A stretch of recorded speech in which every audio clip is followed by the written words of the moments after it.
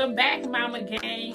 In today's video, I'm going to talk about when life is lifing and how to get back on track, okay? So let me tell you, it is December 2nd, and November was a shit show. I'm not even gonna lie. Like, it really tested me as a new mom, as a person, and everything. So I'm gonna give you a little story time before I get into my tips that help me. Sorry, y'all, my ear is plugged out. I'll just get to it. So November was tough. The beginning of November, Jamil went to the hospital. He was diagnosed with blood clots back when we got married in 2011. He almost didn't even make it to our wedding. That's how serious it was. He got out of the hospital like 2 or 3 days before our wedding. And they weren't even gonna let him out, but they did because of we were getting married. So he was back in the hospital because he had blood clots. And he ended up not getting what he should have had, which was a heparin drip. So it landed him back in the hospital a week. He was in the hospital 2 times within basically a week's time frame. So then that left me to care for Sire. So that was just, you know, Jamil and I usually tag team. And when it comes to caring for Sire, so not having him around was definitely, I felt that for sure.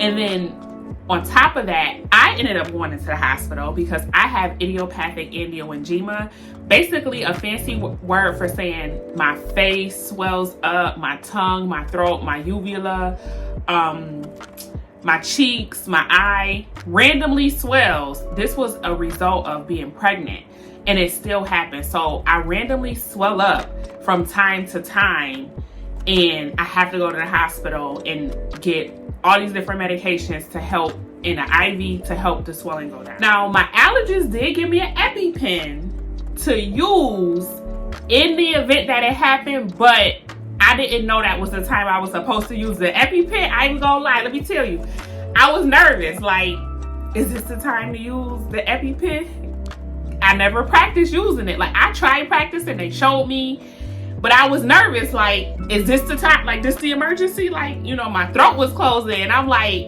I'm gonna just go to the hospital. Call Sire's godmom, JoJo, Auntie Mom, at 3 in the morning. She came over, she watched Sire, she was able to get him up, take him to daycare. Like, I'm trying to tell her what's going on, and Mr. Me can't even freaking breathe and talk. But it was just so crazy. Jamil was at the hospital, I was at the hospital. We was at the hospital at the same dang time. Yo, it was just, I'm like, yo, what is going on? This is the 2nd week of November, mind you. So, with that, we both get out the hospital. We got discharged at the same time. I literally left Sisters and picked him up from ECMC. Like, I was like, this is a movie. Like, this is crazy. Left Sisters, picked him up from ECMC. Then we get home. Of course, Sai at the time was with my mom because they picked him up after daycare because we were both in the hospital. And so then now the 3rd week of November, Sai gets sick. And then I get sick. Real bad congestion. Like, ever since Sai was born, babies are usually congested. They can't get rid of their mucus. They have excess mucus. So they usually get congested. Now, Sai was really, really, really congested, trying to clear his nose. He was uncomfortable. Now he's sick. He gets sick the same day Jamil goes out of town. So now I'm caring for a sick baby on top of me being sick for like 4 days. And Sai, when babies are sick, they want to sleep with you. Sai sleeps in his own crib. So when he was sick, he wanted to sleep with me. Literally, like, I'm holding him as he's sleeping, propped up. My friend Tosh, his other godmother, she's like, okay, so when you sleep with him, you have to be propped up too. I'm like, bro, I never sleep propped up. I you know what I mean? Like, I'm laid out. I don't be propped up. But I was propped up for them 4 days. Propped up with Sai. I'm trying to sleep. He's all knocked out, drooling, getting the best sleep of his life. And I'm so uncomfortable, but that's motherhood. So then Jamil gets back. Now, Sai is not trying to sleep through the night. Normally, he sleeps through the night. He's not trying to sleep through the night. Jamil's like, oh my God, oh my God. I'm like, bro, this is what I've been dealing with for the past 4 days while you was out of town. Like, yeah, it's real, okay? He was like, oh, he won't go to sleep. He's cranky. He's this. I'm like, he's not feeling good. Like, when babies don't feel good, it's just like when adults don't feel good. Like, it's the same thing. So we're trying to work with Sai, you know, get him back together. I'm steady congested and still sick as ever. So my mom and dad are tapping in and getting Sai and helping us out. Thank God, you know, and getting us together with him so I could get rest, so Jamil could get rest, so we could just kind of like get back on track. But in the meantime, it was just okay. So now my congestion is so bad, I can't breathe out my nose, and my smell goes away. So now I'm like, let me take a COVID test. I take the COVID test. I didn't have COVID. But I'm like, oh my God, I can't breathe. I can't smell anything. And that's the worst. So of course you can't smell. I can't really eat much. So next thing I know, I wake up in the middle of the night. My ear is aching real bad. I'm like, oh my God, what is that? So I was like, I think I have an ear infection. Now I've never had an ear infection that I can remember. So that pain was like a pain I've never felt before. So I was like, oh, hell no. So now I had to call Sai's doctor because he's getting worse. I had to go to the doctor myself. So we went and so Jamil and I took Sai to the doctor first to get checked out. Now, this is about Sai's second time, third time going to the doctor within a month because they like to see him just to make sure he's not getting worse. So go see Sai's doctor, take me to immediate care, and then we come home. So they're like, you have an ear infection. I'm like, bro, put me on amoxicillin immediately. Tylenol is starting to go away. Cool. Week 4, Sai got a fever. I'm like, yo, bro, this is crazy. Sai has a fever. That joint at like 103. I called a doctor. Oh, bring him in. We want to make sure he doesn't have pneumonia or an ear infection. They go check his ear. He has an ear infection. Yo, bro, this been the November from hell. Are you kidding me? Now he got an ear infection? So Sai had an ear infection, put him on amoxicillin. Sai don't like taking medicine at all. Like he does the most. But luckily, his nanny was here helping us out. He was getting the medicine from her. He started taking it. So he started getting the medicine and taking it, and just now he's much better with it because he's been used to taking medicine all month now, between Tylenol, the baby Mucinex, all types of, or kids Mucinex. Like, he's been taking medicine all month. So I think now he's gotten used to it. So it's much easier. So now fast forward to now we in December. My ear is still plugged. The joint ain't drained yet. So I've done been about 2 weeks with a plugged ear, and you know that is the most annoying thing on earth. On the planet Earth is messing with between your ears and your eyes and your privates. If them joints is off, it's a wrap. You can't really function too good. I'm telling you, between your ears, your eyes, and your privates, if something's wrong with them things, you can't even just throw in the towel. Just roll me away wet, okay? So I had to try to focus still on business, still on my brand. Like I wasn't able, like I just recently got monetized on Facebook, so I couldn't even really keep up with that. I couldn't keep up with my Instagram. Like I was just trying to live and survive and take care of a sick baby and my sick self, and my husband who's going through his blood clot situation where he can't breathe. And so we all, as a unit, we was all messed up for the month of November. And Jamil was like, babe, it's gonna get better, don't worry. I was just like, oh my God, this is just so much. But now that things are looking up, I want to share with you, and I didn't mean to tell a whole 10-minute story, but oh my God, I had to go through a whole month with y'all. So hopefully I can wrap this up in the next 3. But I wanted to share with you 5 tips on how I get back on track after a crazy time. Like, after that, you will feel like I'm done. I just can't no more. But you have to just pick back up, jump back on the train. You know, life is a moving train. I always tell my friend that, like, life is a moving train. Like, you gotta just jump on and jump off. Like, that's just how it's going. So the first thing I do to get myself back on track is I listen to something positive. I watch one of my favorite YouTubers.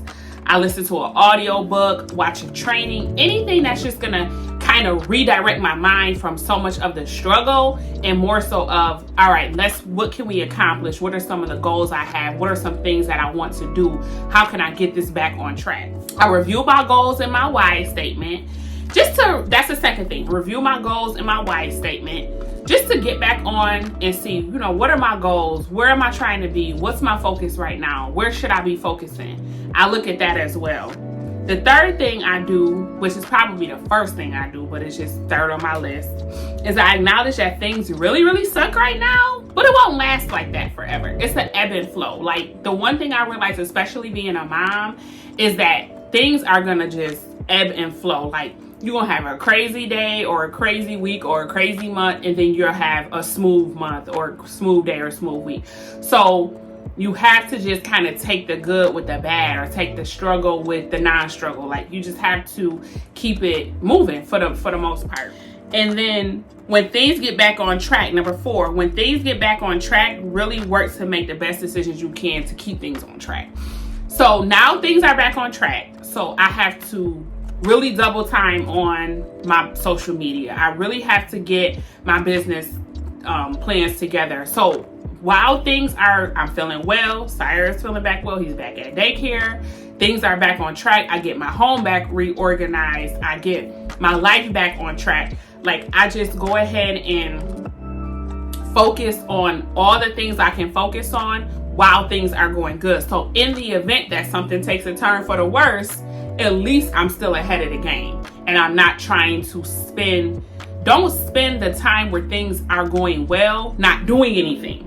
Okay, you should be doing something, especially when things are going well, especially when there's nothing crazy going on. Okay, spend that time to get yourself organized and get yourself back on track, because things are gonna shift eventually. Somebody's gonna get sick again, you're gonna get sick again, especially this time in the winter. It's inevitable. And the 5th thing is just get started. I was all over with my social media. I like to post daily. I like to keep my numbers a certain way when it comes to my social media marketing, when it comes to my online brand. So I had to just get started somewhere. So I just got started posting. I'm managing 3 Instagram accounts, 2 Facebook accounts, 2 YouTube accounts, and 1 TikTok. So I'm managing so much, and I have to post on all of those. So this is about 7 things. 8 things damn near. So with that, I want to stay on track and stay on point with those. So I just get started, and your main goal is something you should be focused on, and motivation comes when you take action on that goal. So motivation necessarily does not come like out of anywhere. You have to get started. You gotta bust a move. You have to do something in order for that motivation to come and for it to sustain. So the one thing too is motivation and consistency don't tie together.